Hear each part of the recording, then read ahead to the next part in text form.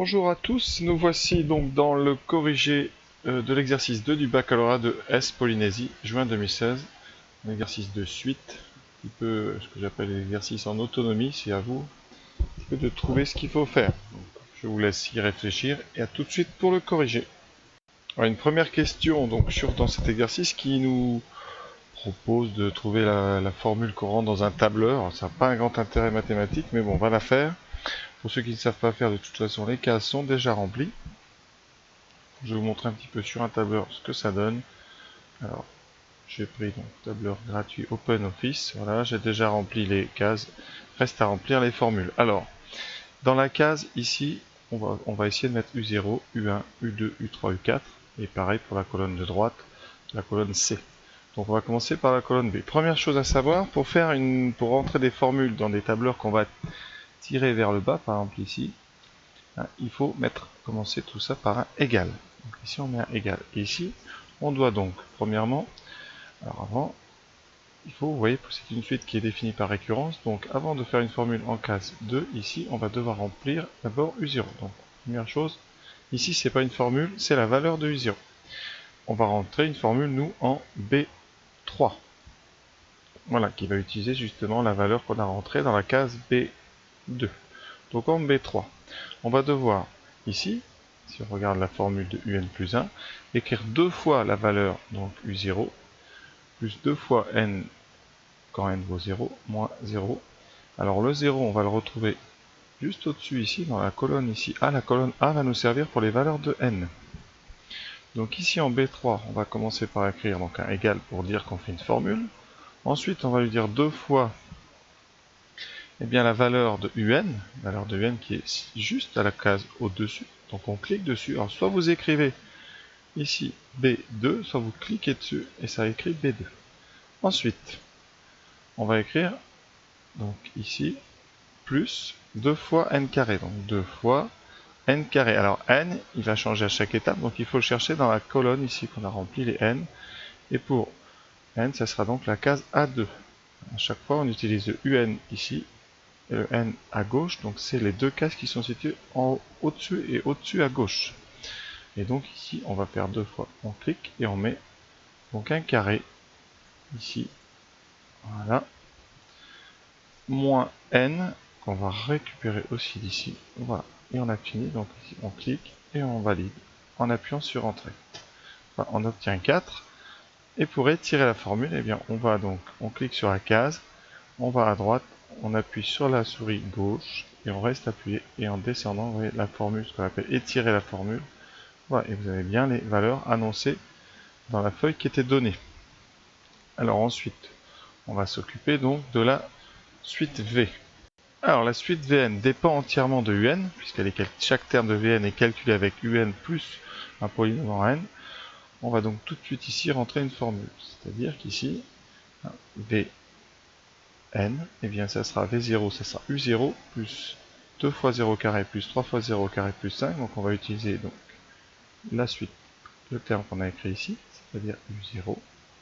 On va lui ajouter 2 fois n carré, n qu'on prend ici, alors pour l'instant ça sera 0, et on a un carré, plus 3 fois n, donc, et ensuite plus 5. On valide, on obtient 7, puisque là on ne s'est pas trompé. Ensuite on clique à droite, à gauche, pardon, et on étire la formule. Ouais, et on obtient la liste. Alors si on veut aller plus loin, c'est pas demandé. Ici il faudrait remplir plus loin cette colonne. Alors c'est fait pour dans les tableurs, quand on a comme ça une colonne avec un 1 ici, si vous étirez, ça prolonge, ça ajoute 1 à chaque fois.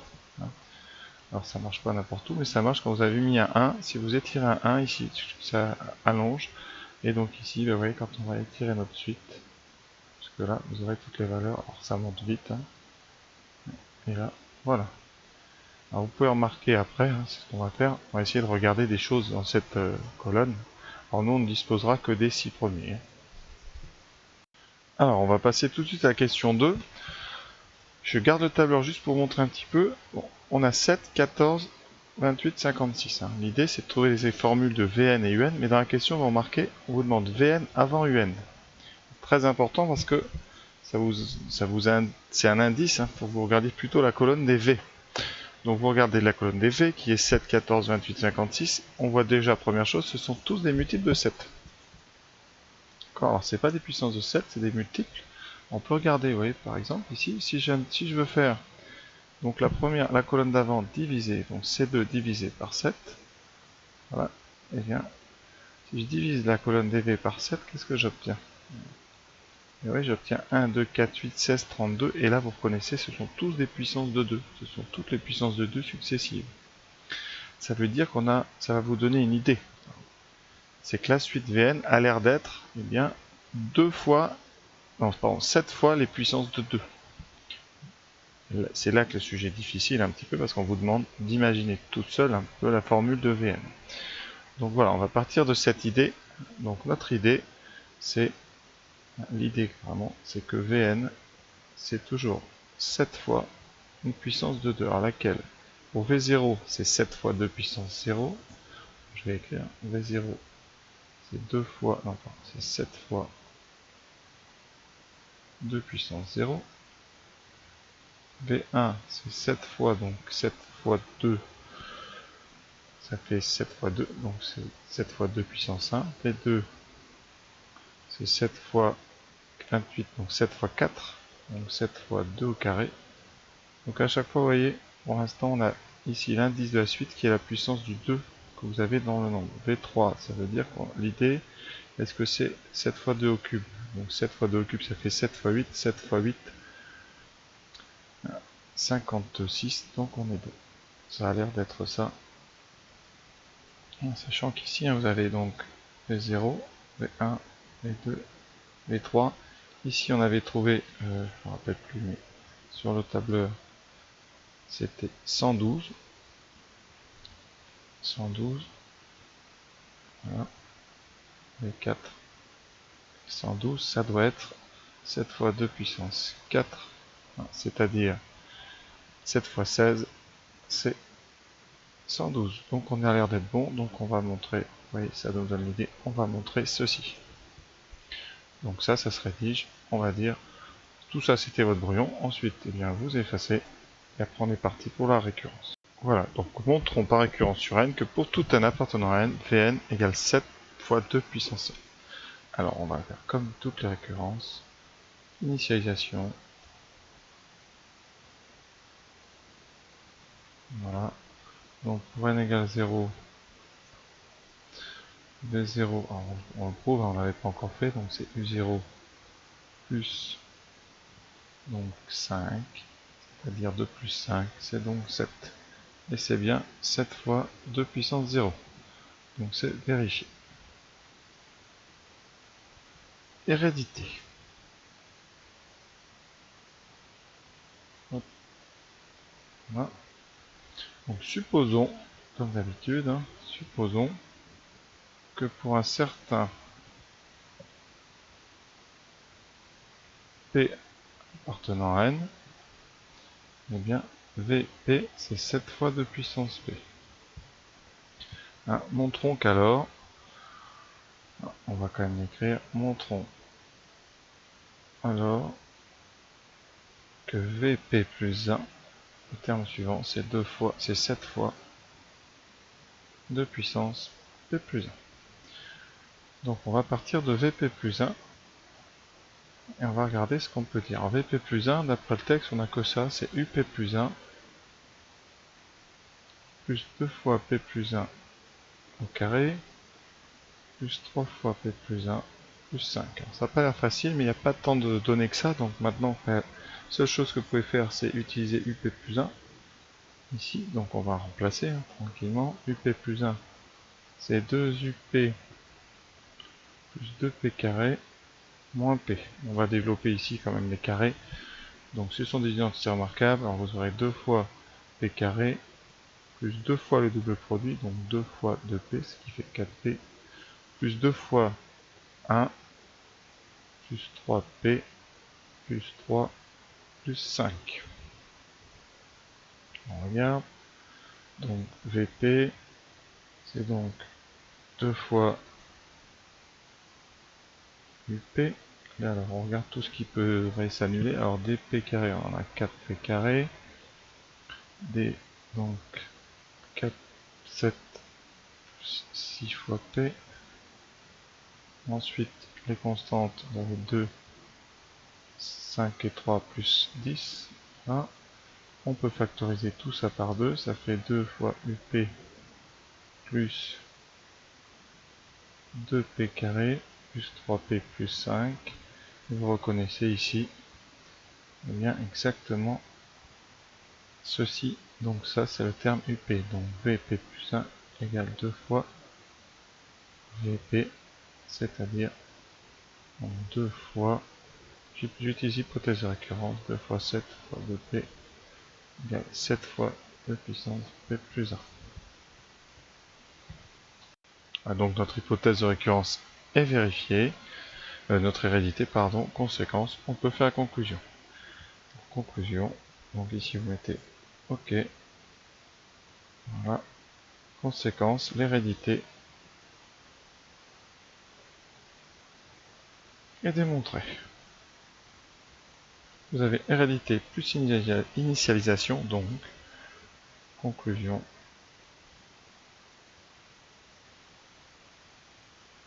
Par récurrence, on a montré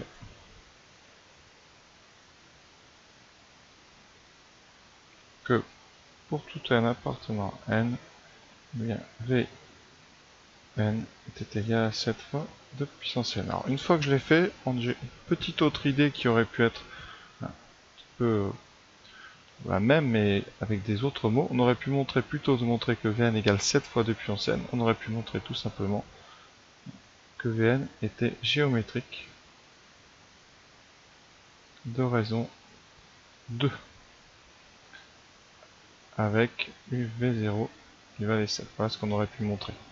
Alors ça changeait pas grand chose, mais dans l'idée, hein, à cette étape ici, on pouvait s'arrêter là, ici, et dire voilà, on a bien une suite géométrique ici de raison 2, et voilà. Bon, c'est juste une autre façon de le faire, mais dans les calculs, c'est exactement la même chose. Donc voilà, nous venons de trouver la formule, l'expression de Vn en fonction de n. Et bien maintenant, on demande un. Alors là, c'est très simple. On va tout bêtement, je vous montre sur un brouillon ce que ça donne. Ici, vous connaissez un. Un, c'est 7 fois 2 puissance n. Et donc, vous avez votre un ici. Vous connaissez ça en fonction de n. Tout ça en fonction de n. Donc, on va tout simplement envoyer ça de l'autre côté. Et on aura un qui vaut eh bien, 7 fois 2 puissance n moins ce polynôme que vous avez à droite. Je le fais pour être bien rigoureux. Alors vous voyez comment on rédige ça. Donc pour tout n appartenant à n, on réécrit, on vient de les faire avant, Vn égale 7 fois 2 puissance n. Or, d'après le texte, Vn c'est un plus 2n carré plus 3n plus 5. Vous écrivez donc que un c'est Vn moins ce polynôme que vous avez passé par soustraction à gauche. Donc un, eh bien, c'est tout simplement 7 fois 2 puissance n moins 2n carré n moins 3n moins 5. Et ceci pour tout n appartenant à n. Voilà, le sujet s'arrête là, enfin l'exercice s'arrête là. Juste sur le tableur, regardez ce que ça donne. Ici, donc dans la formule, j'ai bien rentré 7 fois 2 puissance A2, moins 2A2 au carré, moins 3A2, moins 5, voilà, et quand j'étire, vous voyez, vous pouvez comparer, on obtient la même colonne que pour U, donc la formule a l'air de marcher. Voilà, j'espère que cet exercice vous a plu, c'est un peu la nouvelle mode, c'est l'exercice où vous travaillez un peu tout seul sur la méthode, donc pas si simple que ça, je pense, pour vous. Donc il va falloir un petit peu... alors vous voyez, les conseils quand on fait ce genre d'exercice, premièrement, faire des choses. De toute façon, il faut essayer. Vous aurez peut-être des points rien que parce que vous avez essayé. Ensuite, vous voyez que la formule n'est pas trop compliquée à trouver. Il faut juste avoir fait une fois un tableur dans sa vie. Sinon, bien pour les formules Vn et Un, regardez bien le texte. Vous voyez ici, il y avait une expression de Vn d'abord. Donc c'était vraiment un gros indice pour que vous regardiez cette colonne. Et là, vous cherchez une relation simple. Voilà, alors si vous n'arrivez pas à trouver la formule, bon, c'est pas de chance, mais après il faut chercher dans les formules suite géométriques ou arithmétiques. Cherchez pas plus loin que ça, il faut que ça soit une formule très simple. Donc regardez déjà si tous les nombres ne sont pas divisibles par un nombre, par 7, par 8, ici c'était par 7. Et après vous essayez de trouver une petite formule simple. Voilà. Bon, bah, j'espère que ça vous a plu et à très bientôt.